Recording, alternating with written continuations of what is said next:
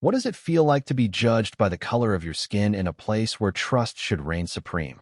The polished marble floors of First National Bank gleamed under the midday sun streaming through its towering glass windows. Ezekiel Thompson, 72, stood at the counter, his gnarled hands trembling slightly as he slid a crumpled check across to the teller. His gray suit, though neatly pressed, bore the faint wear of years, much like the man himself. Ezekiel had walked these floors for decades, first as a janitor, then as a loyal customer. Today he'd come to withdraw his life savings $47,000, scraped together over a lifetime of sacrificito help his granddaughter, Maya, pay for medical school. The teller, a young man with a slicked-back haircut and a name tag reading Bradley, barely glanced at the check before his lips curled into a thin, dismissive smile. "Sir, this amount is unusual for an account like yours. I'll need to speak with my manager." His tone carried a subtle edge, one Ezekiel had heard too many times before. He nodded, his jaw tight, and waited. Minutes later, the branch manager, Mr. Hargrove, strode over, his polished shoes clicking with authority.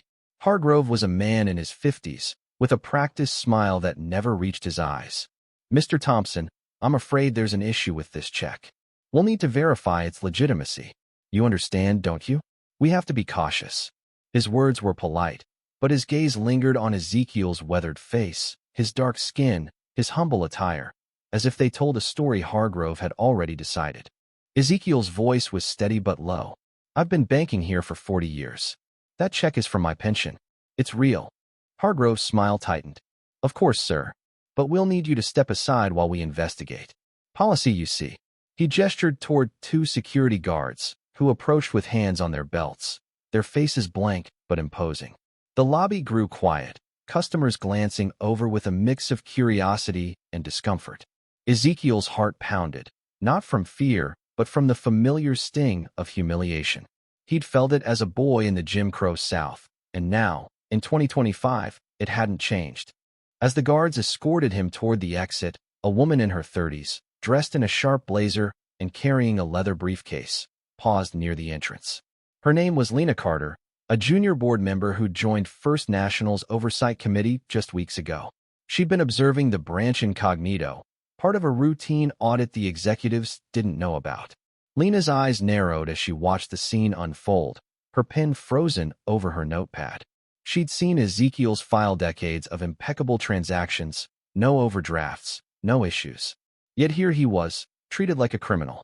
The twist came not from Ezekiel's defiance, but from Lena's quiet resolve. She slipped her phone from her pocket and activated a discreet app linked to the bank's security cameras, streaming the incident directly to the board's private server. The board 5 executives sitting in a sleek Manhattan office watched in real time, their faces grim. They'd hired Lena to root out inefficiencies, but what she'd uncovered was far uglier. Systemic bias woven into the branch's daily operations. Back in the lobby, Ezekiel stood tall despite the guard's grip on his arms. "You're making a mistake," he said, his voice cutting through the silence. "This bank was built on trust. You're breaking it." Hargrove scoffed, but a bead of sweat trickled down his temple. He didn't know the cameras were rolling, capturing every word, every glance. Lena stepped forward, her heels clicking softly. "Excuse me, Mr. Hargrove," she said, her voice calm but firm. "I'm with corporate. Let's discuss this in your office." Hargrove's face paled, but he complied, gesturing for the guards to release Ezekiel. The elderly man adjusted his suit, his dignity intact, and followed them inside, unaware of the storm about to break. In the manager's office, Lena didn't mince words. "I've seen enough," she said, pulling up the footage on her tablet. "This isn't about policy. It's about prejudice." Hargrove stammered, but the evidence was undeniable. The board, still watching remotely, convened an emergency call. By the end of the hour, Hargrove and Bradley were suspended, pending a full investigation.